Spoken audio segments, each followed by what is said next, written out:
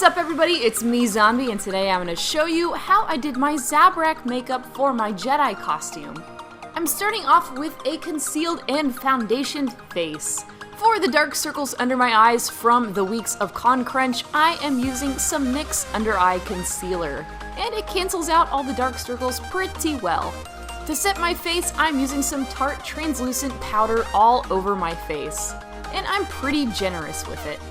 Next up, I'm using a contour kit and contouring all around my face. I'm using a darker shade to put under my cheekbones and help them pop, and I'm using a highlighter shade to put on the apples of my cheeks, my nose, and my cupid's bow. Next up is brows. I'm using my Benefit eyebrow kit and just doing my normal eyebrow routine. I'm using my real hair for the character, so I don't have to worry about altering the color of my brows or making them thicker for any reason.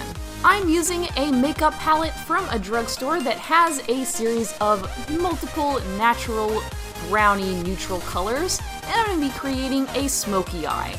I'm using a darker color in my crease and using a lighter brown on my lids. I'm using a light peachy fawn color to help fade everything together and make it look not so blocky. I'm taking a dark brown and putting it under my eyes too. Using a white highlighter pencil, I'm going in on the corners of my eyes just to help brighten up my eyes and make them look a little bigger.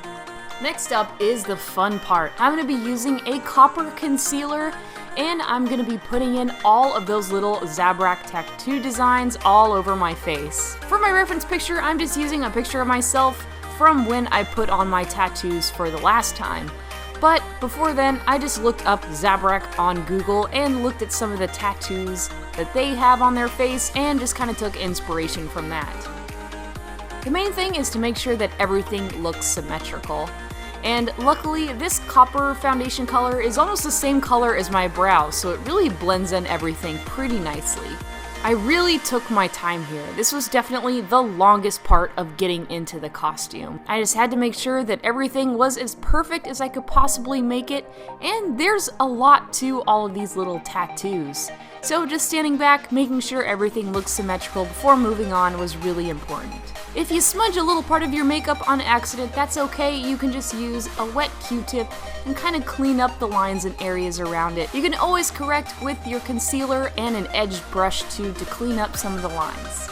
Before putting on the rest of my makeup, I want to make sure that my horns are going to be in the right place. I didn't have my Pros-Aide when I was putting this on, but luckily you can also use eyelash glue, and that works really great and holds well too.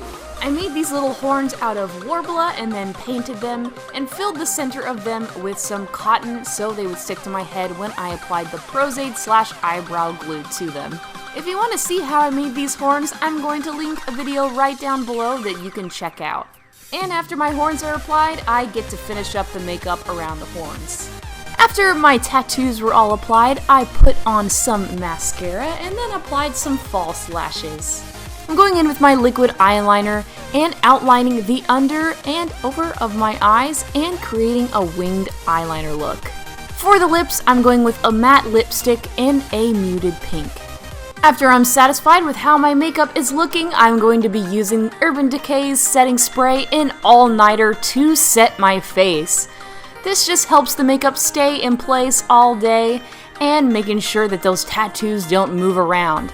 And there you have it. There's my Zabrak makeup. I'm pretty happy with how it turned out. If you guys liked the video, go ahead and hit that subscribe button so you don't miss the next one. Thank you guys so much, and I'll see you next time. Bye!